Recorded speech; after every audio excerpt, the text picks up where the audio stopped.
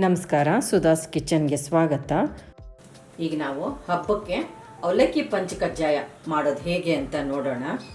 ನಾನು ಅಲ್ಲಿ ಒಂದು ಬೌಲು ಪೇಪರ್ ಅವಲಕ್ಕಿ ತೊಗೊಂಡಿದ್ದೀನಿ. ಅರ್ಧ ಬೌಲ್ನಷ್ಟು ಕಾಯಿ ತುರಿ ಈ ಪಾತ್ರೆಗೆ ಹಾಕ್ಕೊಳ್ಳೋಣ. ತುರಿದಿರೋ ಬೆಲ್ಲ ಅರ್ಧ ಬೌಲ್ ತೊಗೊಂಡಿದ್ದೀನಿ. ಒಂದು ಅರ್ಧ ಸ್ಪೂನಷ್ಟು ತುಪ್ಪ ಹಾಕ್ಕೊಳ್ಳೋಣ. ಚೆನ್ನಾಗಿ ಮಿಕ್ಸ್ ಮಾಡ್ಕೊಳ್ಳೋಣ.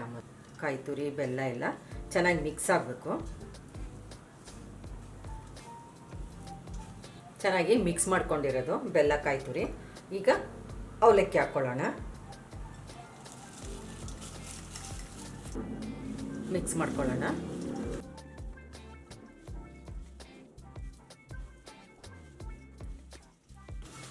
ಈ ಥರ ಮೆಲ್ಲಗೆ ಅವಲಕ್ಕಿ ಬೆಲ್ಲ ಕಾಯಿ ತುರಿ ಎಲ್ಲ ಮಿಶ್ರಣನ ಚೆನ್ನಾಗಿ ಮಿಕ್ಸ್ ಮಾಡ್ಕೊಂಬಿಡೋಣ. ಏಲಕ್ಕಿ ಪುಡಿ ಸೇರಿಸ್ಕೊಳ್ಳೋಣ.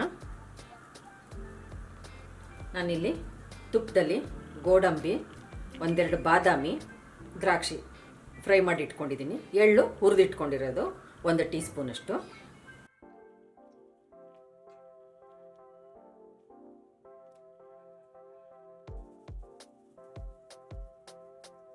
ಚೆನ್ನಾಗಿ ಮಿಕ್ಸ್ ಮಾಡ್ಕೊಂಡ್ಬಿಡೋಣ. ಈ ಒಂದು 5 ನಿಮಿಷದಲ್ಲಿ ಈ ಪಂಚಕಜ್ಜಾಯ ರೆಡಿ ಆಗಿಬಿಡುತ್ತೆ. ನೈವೇದ್ಯಕ್ಕೂ ಸುಲಭ, ತಿನ್ನೋದಕ್ಕೂ ಅಷ್ಟೇ ರುಚಿಯಾಗಿರುತ್ತೆ. ತಕ್ಷಣ ಸ್ವೀಟ್ ತಿನ್ನಬೇಕು ಅನಿಸಿದರೆ ಇದನ್ನು ಮಾಡ್ಕೋಬೋದು. ಈ ಪಂಚಕಜ್ಜಾಯ ತಿನ್ನೋಕ್ಕೂ ತುಂಬ ರುಚಿಯಾಗಿರುತ್ತೆ. ಬೆಲ್ಲ ಇರೋದ್ರಿಂದ, ಕಾಯಿ ತುರಿ ಇರೋದ್ರಿಂದ, ಅವಲಕ್ಕಿ ಎಲ್ಲ ಆರೋಗ್ಯಕ್ಕೂ ಒಳ್ಳೆಯದು.